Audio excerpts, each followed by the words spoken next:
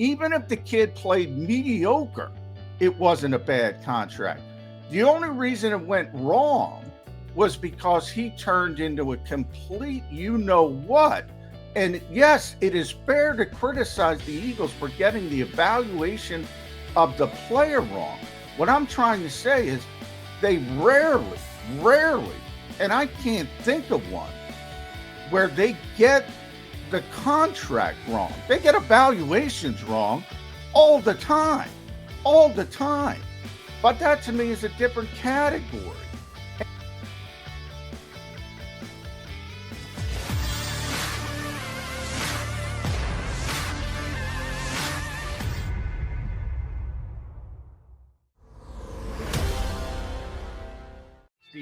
With Le Mackinac.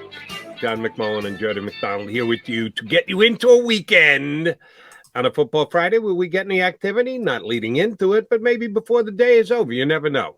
We kick your Eagles day off here on Birds 365, and then it's up to those guys from South Philadelphia to actually do something. John McMullen, what should we do today? Should we talk more about? Well, I thought you kind of ruined it there. I thought I was saying, should I open the show and be a you-know-what and say the Eagles signed Honey Badger, get everybody excited, and say, oh, look at the calendar, one of those things. It's April Fool's Day, so instead I'm gonna give a public service announcement, which I already did on Twitter. Everybody, be careful. Look at who you're getting information from today. Is all I'm saying. Take everything you hear with a bit of a grain of salt, because the calendar does say April 1st. That is correct. And we will try not to April Fools you. That's not us. We're not comedians. Neither McMullen or I will even fake to be one. So we'll kind of stick to the facts today. Here's the facts. I did see this yesterday. Field Yates, who does a really nice job, ESPN NFL guy, gave the latest updated breakdown of salary cap room in the NFL. And as you and I have well noted, salary cap room is what you want it to be or need it to be. It holds some importance, because if you want to create more salary cap room, then you've got to pay a price for it down the road. You can always redo contracts, you can move money forward, but then all of a sudden you look up and go, wait a minute, whoa, how much dead cap space do we have on for guys that aren't even on our team anymore? We're still counting this many against them. So you can do it if you need to do it, but there is a price to be paid later on. So at any particular moment, you can look and see where you rank with the other teams in the NFL. Right now, the Eagles have the 7th most room in the NFL at $19 million and change under their cap, which means they should arguably have flexibility, more flexibility than a bunch of teams. As a matter of fact, most teams, which means if there was one player out there that they really wanted to try and go get to make them a better team in 2022, they could probably do it. Is this of any consequence, John McMullen? Yeah, I mean, as always, it's usually in the middle. So you have this group that thinks the salary cap isn't real, and you have this group that says, oh, we're up against it versus the salary cap. And as usual, it's in between. It is, a significant, and we talk about mainly at the quarterback position all the time, because you got to pay so much when they get to that second contract. And it spikes and it affects your ability to build the back end of your roster and all that kind of stuff. All that is real. But yeah, I mean, you can see all the teams. I mean, New Orleans was one of them. I know that was in salary cap hell. And, everybody magically gets their house in order because, one, they have to. There's no other option. And it usually comes down to 2 or 3 difficult decisions. There might be 2 or 3, in their case, Marcus Williams. Would they have liked to have kept him? Sure. And they probably couldn't because of the situation they were in, or probably couldn't have made a competitive offer if he wanted to stick around. So it always comes down to 2 or 3 difficult decisions, even when you're in the worst case humanly possible. So on the other hand, people look at that and say, well, we have more space than what number were they, Jody? 7th. You had 7th most space in the league as of today or yesterday. Yeah. So, only 6 teams are in better shape than the Eagles. Technically, at that snapshot in time that Field took, which is exactly that. It's a snapshot in time. For instance, Fletcher Cox officially signed his contract. I don't know or not if his numbers are in that, what Field did yesterday. My guess would be they're not, because he officially signed his contract yesterday. And I'm not sure what time that came out, but I'm pretty darn sure the contract hasn't been filed and processed yet because he just signed it. So it's always a snapshot in time. And then this is one of the things that I'll pimp out our buddy Brad Spielberger, who works with Over the Cap as well as Pro Football Focus, and Jason Fitzgerald as well, who runs Over the Cap. I think they do the best job of salary cap space and giving you the real skinny on contracts and things of that nature. They do something. They came up with this metric called effective cap space, which takes into account budgeting. In other words, so even if you want to take that 19 million snapshot as to heart, well, if you're Howie Roseman, hey, what's coming up later this month? The NFL draft. What do you have? 3 picks, 3 first-round picks. What is your outlay for rookies? Well, you got it. That's where things like effective cap space comes in, and they try to budget out. Well, in the Eagles' case, if they use all those picks, I forget the number, but it's significant. It's $9-10 million. If they use for their entire draft class, then you have to budget in things like injured reserve. You have to budget in things like practice squad. You have to budget in things like injury settlements, and that's where they come up with this effective cap space metric. So it's never as much as that raw number anyway. So again, it's very complicated, and this is where Howie's good. The one contract I look at and say, I don't know what they did, and I admit it. I admit it on the show when I know things, when I don't know things. I don't know what the hell they did with Fletcher Cox's contract. I don't know why it's better. I have a hunch if Howie and Jake Rosenberg would sit me down, it would be better, because I have confidence they always do things that are better for the Eagles. And I came out again yesterday with Kyzir White. They got an unbelievable deal with Kyzir White. Unbelievable. But the Fletcher Cox one, I can't explain. I don't know, other than they wanted to reset, which I've kind of explained, and they didn't want the for lack of a better term, the monkey on their back for numerous years. They tried to reset it and go year to year. Other than that, I think that was a pretty bad contract. I think you got out of a bad contract for a new bad contract, but at least it's less. So that would be my guess of what they were trying to accomplish.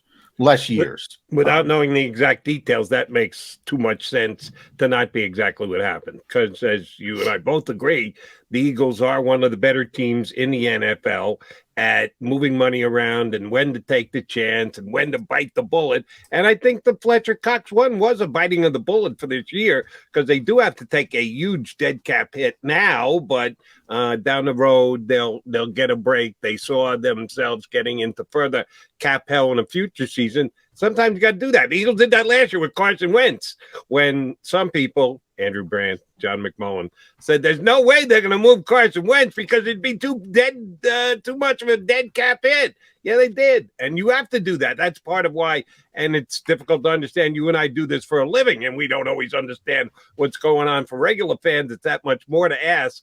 Yeah, you have to be able to manage the cap. It's an important part of the general manager and or his underlings and assistants who help him with that. That's a big part of the job as a general manager. You like to talk about, and you're dead on right, how big the job of general manager is. Too many people shrink it down to, well, what's his track record with first-round draft picks? Being an NFL general manager is much more than that, and a big part of it is cap management, and I think the Eagles are a very good cap management team. You kind of touched on it there, and I was surprised when it was related yesterday. But even though I shouldn't have been, because you always remind me, Jody, remember that first reporting on a contract. 19 out of 20 times it's going to be the agents leaking the information and the agents spin, and they're going to try and make it look as good for their client as humanly possible. Kyzir White, rather than a $5 million, and I thought it was all guaranteed because that made sense for the level of player he was and being out there on the free agent market. Okay, I thought $5 million was a damn good signing. It's actually less than that, with bonuses that he's going to have to earn that aren't a foregone conclusion. Sometimes you get bonuses that are just a stone cold layup, and then you have ones that are debatable, and then you have ones that, where there really is no shot unless he has an MVP-like season. Damn, they got Kyzir White for a tremendous price. Yeah, essentially $3 million guaranteed. You count 1.8 against the cap. I think it was Chris Harris who tweeted out, did the NFL watch Kyzir White play last year? They do not. But there's enough. We talk about valuing positions, and they do not value inside linebacker at all. And I mean, this guy, he's in that Steve Nelson category where I'm surprised he's not on there. And even more so because he's 26 years old. At least Steven's longer in his career. Boy, I mean,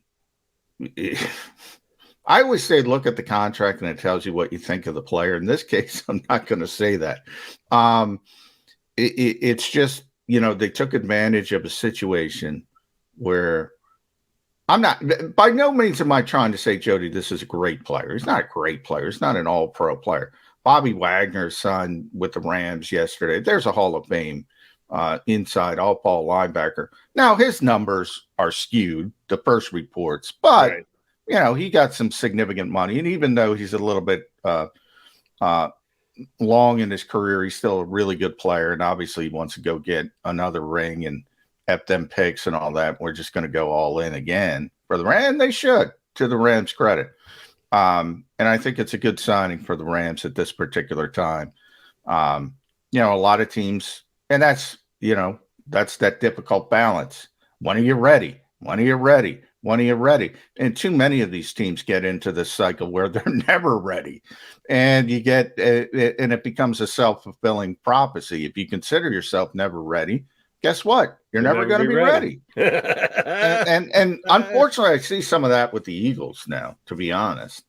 I do see some of that self-fulfilling, woe is me. Well, we can't do this right now because we aren't in a position.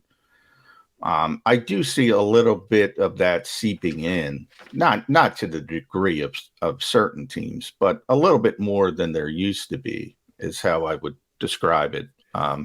But getting back to the Kyzir deal, I mean, every time the Eagles do a contract, and people say there's been some bad ones. Look at Carson. No, Carson's contract was unbelievable at its time for the structure for the team. They got the evaluation wrong, Jody. That factors in when someone says it's a bad contract. You can look. You can.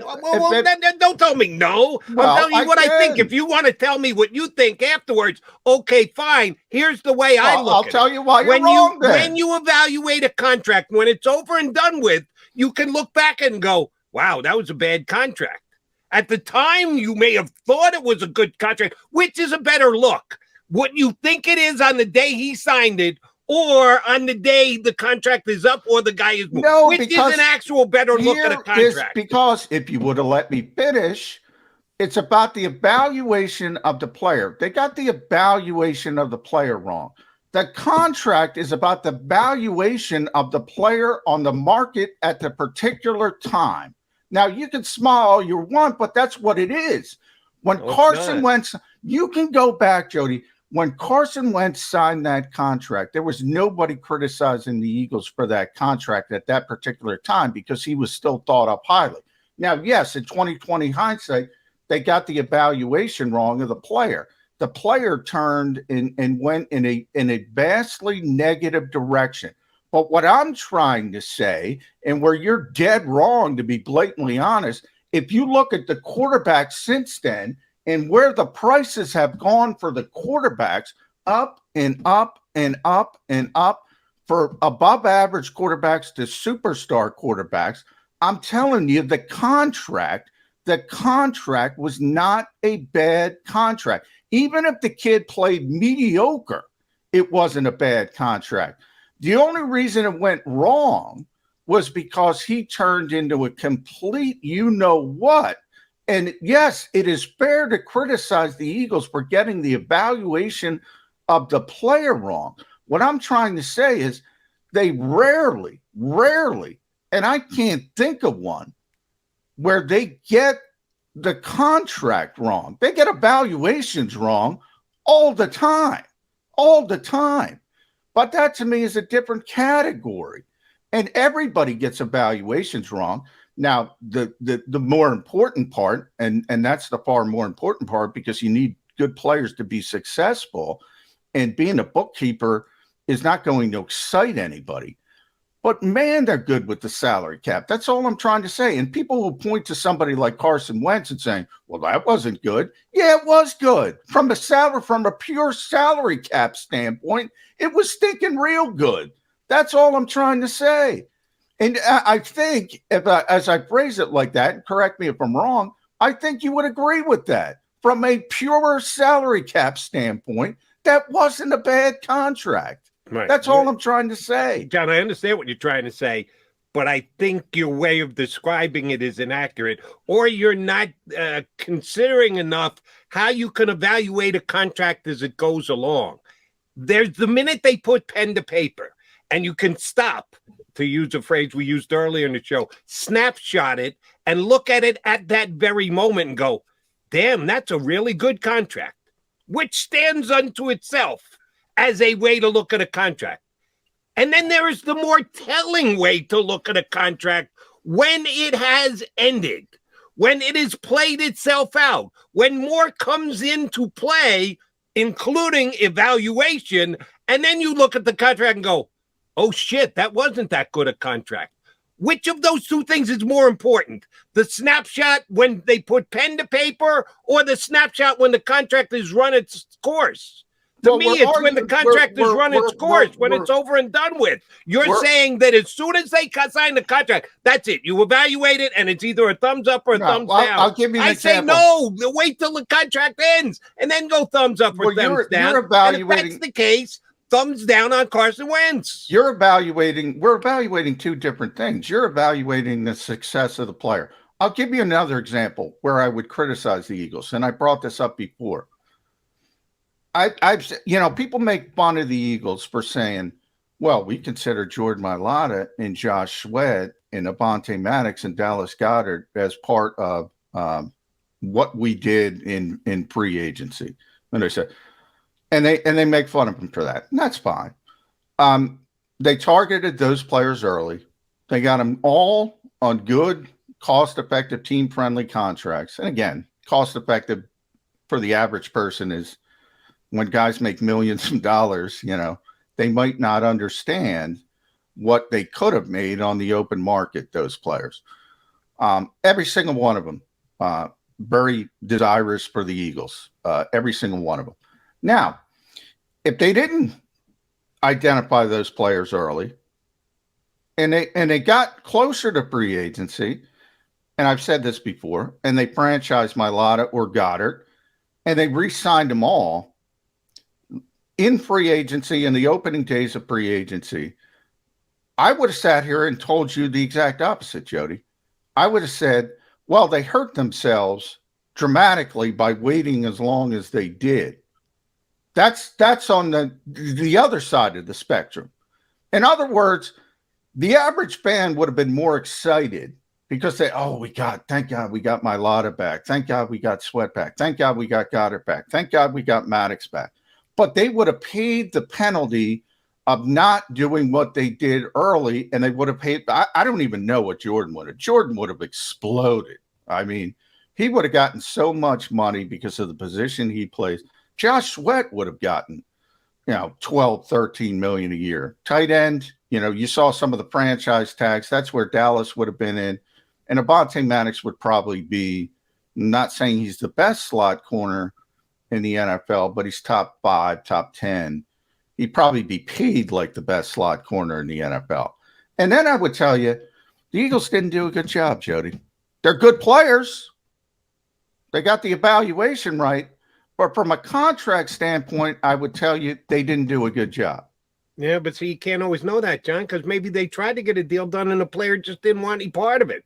They said, no, I'm going to play this out to the end. You know how many times we've seen that in the years over the National Football League. A player wants to go to free agency, and they want to get more guys involved, and they say, I'm going to bet on myself. Joe Flacco, probably the biggest example of all time. Did the Baltimore Ravens do a bad job signing Joe Flacco because they didn't get the deal done ahead of time? Well, maybe Joe Flacco didn't want to get the deal done ahead of time. He bet on himself. He went out and won a Super Bowl and made that many more millions of dollars. Yeah, that's fair. And Dallas almost did that. Dallas was the one who almost did that. The Eagles wanted to sign Dallas first, and it ended up, I think he was last or second to last. I think Avante was last. But either way, I forget the timing.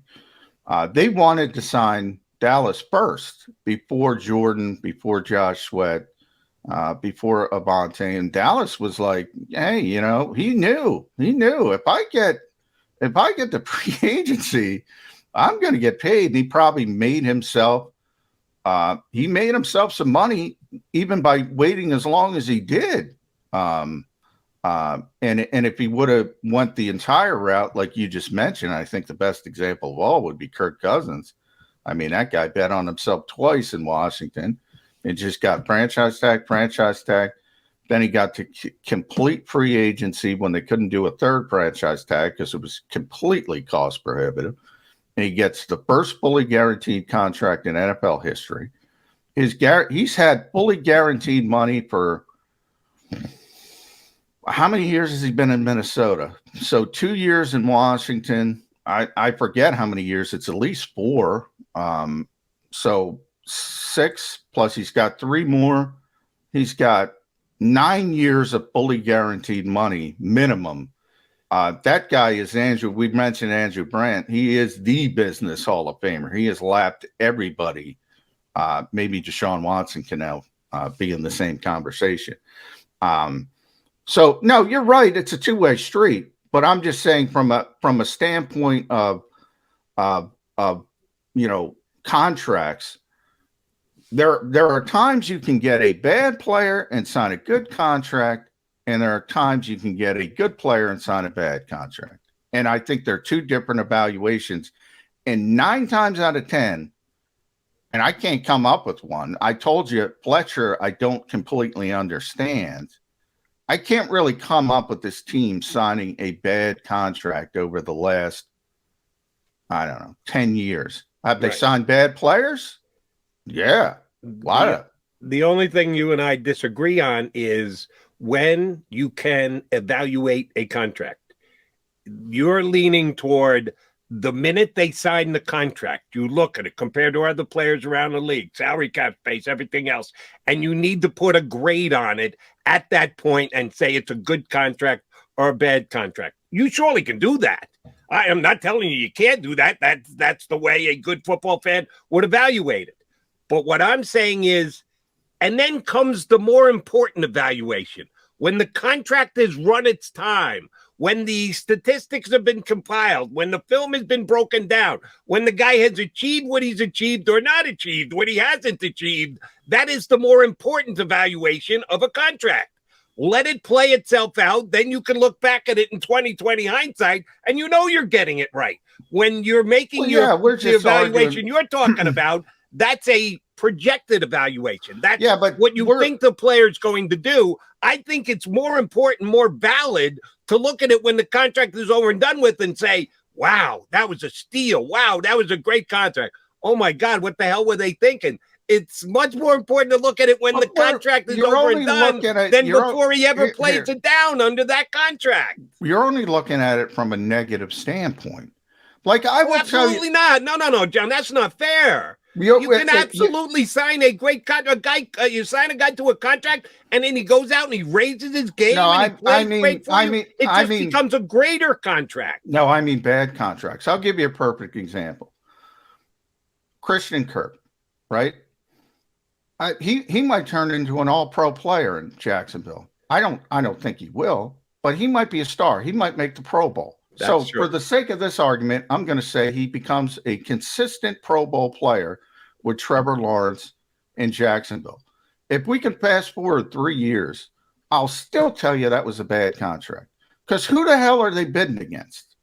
Why are you paying the guy what you're paying him at that snapshot in time when you didn't have to? That, to me, they're completely, your evaluation is more important. I will freely admit that. And hindsight tells you all you need to know about any player. The more that what I'm trying to say is we're arguing completely different things. It's easy to evaluate a player in hindsight, Right. you know, but nobody at the time Carson Wentz signed his contract thought, well, this guy's going to be the worst starting quarterback in football in 18 months. The worst, because he was the worst. He was 32-32. Maybe I forget the timing. Maybe there was some backup in there, but he was close. He was the worst starting quarterback in football. Number one, I don't know anybody who could have projected that. You rarely see somebody going off the rails. And if they do go off the rails like that, it tends to be because of injury or just completely destroying their career. He's such a weird anomaly in so many different ways. But the contract wasn't bad for that position at that time. That's all I'm saying. Right. And the player was bad. I get it. It's just you put more of an emphasis on speculation. I put more of an emphasis on after the fact facts. Yeah, but isn't that their job, though, Jody? Isn't that a general manager's job? What are they judged by, John?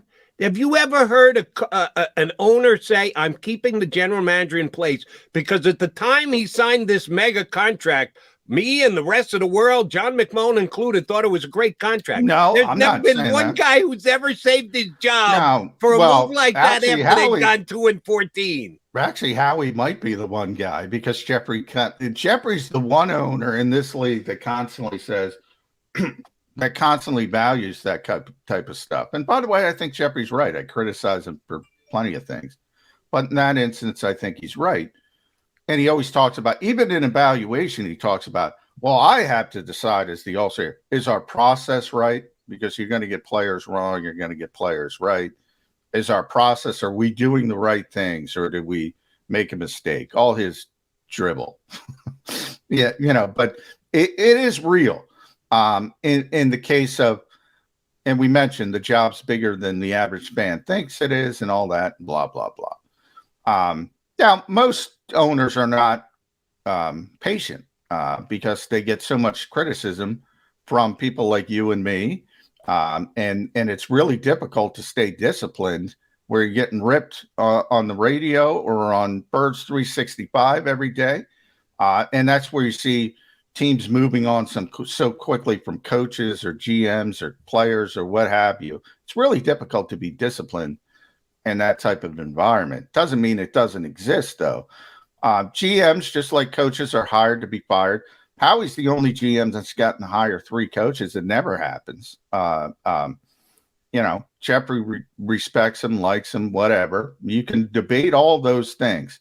But if there's one owner in the NFL who understands there's a difference between the outcome and the process, it's Jeffrey Lurie. In other words, you can do everything right, Jody, and you can still get the wrong outcome.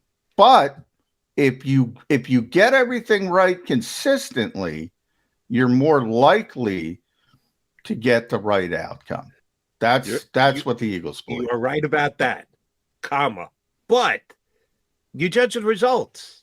It reminds me of an argument I had with a former partner of mine, Sid Rosenberg, on the radio years ago, when he said, well, I can't criticize them because I would have done the exact same thing at the time. Yeah, you can. We're now past that time. Well, what you can do anything at that previous time basically becomes irrelevant.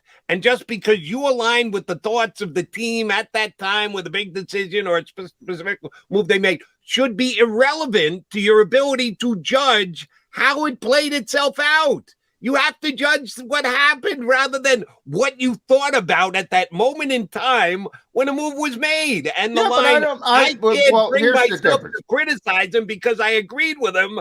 I think it's just stone cold foolish. Well, here's the difference. I think it's easy. It's easy to say, wow, they signed that guy to a good contract and they got the evaluation of the player wrong. I think that's easy to say. I think it's easy to say. Other people don't. Other people say, well, you got it wrong, so everything's wrong.